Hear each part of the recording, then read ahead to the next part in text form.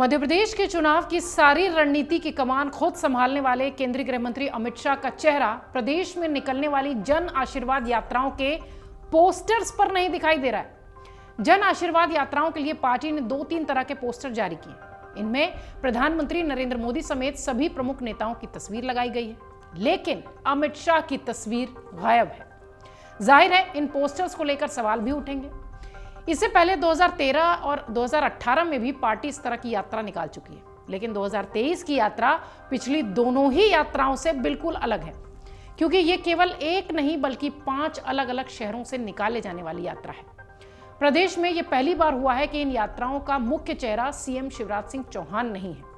पांचों यात्राएं अगले 17 से 21 दिनों में प्रदेश की 230 में से 211 विधानसभा सीटें कवर करेंगी। 3 सितंबर को चित्रकूट से पार्टी के राष्ट्रीय अध्यक्ष जेपी नड्डा ने ये कर दिया है, इसकी शुरुआत कर दी है। इसके अलावा केंद्रीय मंत्री अमित शाह श्योपुर और मंडला और राजनाथ सिंह जो है वो नीमच और नितिन गडकरी खंडवा में यात्रा को हरी झंडी दिखाने वाले हैं। पिछले चुनावों के मुकाबले बीजेपी ने इस चुनाव में अपनी रणनीति बदल दी है। बीजेपी शिवराज के बजाय मोदी के चेहरे को आगे रखकर चुनावी मैदान में उतर रही है। इस चुनावी प्रबंधन की पूरी कमान गृह मंत्री अमित शाह ने अपने हाथों में ली है, लेकिन खास बात यह है कि इन यात्राओं से जुड़ी जो जानकारी है वो सोशल मीडिया पर बैनर पोस्टर तक में दी जा रही है और उसमें अमित शाह नहीं है, उनकी तस्वीरों को कहीं नहीं लगाया गया है। 3 सितंबर को बीजेपी के अध्यक्ष जेपी नड्डा ने विंध्य क्षेत्र में चित्रकूट, सतना में थे वो, जहां से उन्होंने पहली यात्रा का शुभारंभ किया। इस यात्रा को पहले केंद्रीय मंत्री अमित शाह हरी झंडी दिखाने वाले थे, लेकिन कार्यक्रम में बदलाव हुआ और इस वजह से सीधी कांड के बाद से ही वो नहीं आए इस कार्यक्रम में, जिसके कारण विंध्य का ब्राह्मण वर्ग बीजेपी से नाराज भी हुआ, ऐसा माना गया। नड्डा के यात्रा का शुभारंभ कराकर पार्टी ब्राह्मण वर्ग को साधना चाहती थी, ये ऐसी तैयारी बताई गई।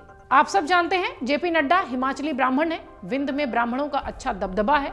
विंध्य क्षेत्र में 30 विधानसभा सीटें हैं, जिनमें से कि 23 सीटें ऐसी हैं जहां ब्राह्मणों की आबादी 30% के करीब है, जबकि 10% से ज्यादा यहां ब्राह्मण वोटर्स हैं। सिंध हुआ, महाकौशल हुआ, चंबल हुआ, मध्य क्षेत्र की 60 सीटें ऐसी हैं जहां ब्राह्मण ही हार और जीत तय करते हैं। दूसरी यात्रा की जब बात हुई तो केंद्रीय मंत्री राजनाथ सिंह के जरिए जातिगत समीकरण साधने की कोशिश हुई। बीजेपी की दूसरी यात्रा मालवा के नीमच से 4 सितंबर को शुरू हो रही है। इसे केंद्रीय मंत्री राजनाथ सिंह से रवाना किया गया है, उन्हीं से रवाना करवाया गया है। राजनाथ सिंह को जातीय समीकरण को ध्यान में रखते हुए इस यात्रा के लिए बुलाया गया। नीमच, मंदसौर में पाटीदार राजपूत ठाकुरों का दबदबा है, तादाद ज्यादा है।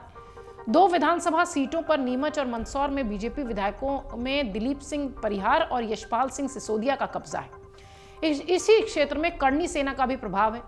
बीजेपी राजनाथ सिंह के जरिए इलाके के राजपूत, ठाकुर और पाटीदारों को साधने की रणनीति बना रही थी। राजनाथ सिंह के साथ केंद्रीय मंत्री नरेंद्र सिंह तोमर भी इस कार्यक्रम में दिखाई पड़े और तोमर भी ठाकुर हैं।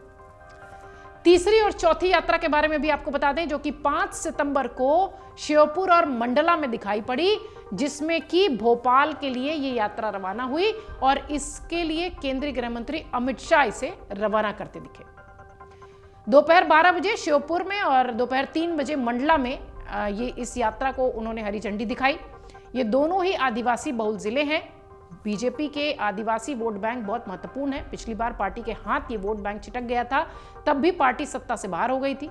यही वजह है कि पीएम मोदी और अमित शाह प्रदेश के आदिवासी बेल्ट को लगातार साधने की कोशिश कर रहे हैं और यहां पर वो दिखाई पड़ रहे हैं। अब समझिए, 5वीं बैठक, ऐन वक्त पर गडकरी को यह जिम्मेदारी दी गई है।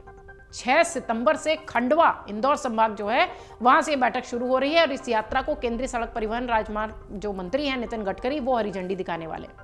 पहले ये यात्रा राजनाथ सिंह यहां पहुंचने वाले थे, लेकिन कार्यक्रम में थोड़ा चेंज किया गया। जानकार ये कह रहे हैं कि संघ के निर्देशों पर गडकरी को जन आशीर्वाद यात्रा में शामिल किया गया है।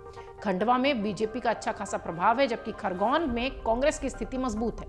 वहीं बुरहानपुर में अगर देखा जाए तो बीजेपी हार गई थी। ये इलाका महाराष्ट्र की सीमा से लगता है। पहली बार बिना किसी चेहरे की यात्रा निकल रही है, ये अपने आप में चर्चा का विषय है। इस बार मध्य प्रदेश में 5 जन आशीर्वाद यात्राओं में पार्टी ने किसी का चेहरा सामने नहीं रखा है और केंद्रीय नेतृत्व भी शायद यही चाह रहा था। राज्य के किसी नेता का नाम आगे ना किया जाए, किसी तरह का असंतोष पैदा ना हो, शायद इसलिए पोस्टर से, बैनर से सभी नेताओं के नाम या चेहरे यूं कह लीजिए कि गायब थे। पिछली यात्राओं में मुख्यमंत्री शिवराज सिंह चौहान दिखाई पड़ रहे थे। इस बार बीजेपी ने रणनीति बदल दी है। बीजेपी से जुड़े सूत्र कह रहे हैं कि पीएम मोदी पर प्रदेश ही नहीं बल्कि पूरा देश जनता भरोसा कर रही है। इसे बीजेपी विधानसभा चुनाव में भी भुनाना चाहती है, जबकि इस चुनाव की पूरी कमान गृहमंत्री अमित शाह अपने हाथ में ले चुके हैं। लगातार प्रदेश के दौरे पर हैं वो। प्रदेश के सरकार के खिलाफ एंटी इनकम्बेंसी की जो एक बात कही जा रही है, उसे निपटने के लिए वो तैयारी कर रहे हैं। बीजेपी चुनाव प्रबंधन समिति के अध्यक्ष नरेंद्र सिंह तोमर ने कहा कि शिवराज सिंह चौहान अधिकांश जगहों पर मौजूद रहेंगे। वो अकेले यात्रा निकालते तो सभी विधानसभा क्षेत्रों में नहीं जा पाते, इसलिए अलग अलग क्षेत्रों से यात्राएं निकाली जा रही है और अलग अलग लोगों को जिम्मेदारी दी गई है। प्रदेश के अध्यक्ष वीडी शर्मा ने भी ये कहा कि मुख्यमंत्री सहित प्रदेश के अन्य वरिष्ठ नेता इस यात्रा में समय समय पर शामिल होंगे। लेकिन इन सारे बयानों के बीच जो सबसे महत्वपूर्ण बात यह है कि इन तमाम परिवर्तन यात्रा वाली जो पोस्टर्स हैं, उसमें से अमित शाह, जो कि खुद मध्य प्रदेश की कमान संभाले हुए हैं, उनकी तस्वीर गायब थी और किसी भी नेता के साथ पोस्टर और बैनर नहीं दिखाई पड़े। अमर उजाला अब आपके टीवी पर भी। अपने स्मार्ट टीवी पर YouTube पर सर्च करें अमर उजाला, चैनल सब्सक्राइब करें और देखें ताजा खबरें, वो भी HD क्वालिटी में। और हाँ, बेल आइकन दबाना ना भूलें ताकि हर खबर हो आपके घर। अमर उजाला, निष्पक्ष, निर्भीक, निरंतर।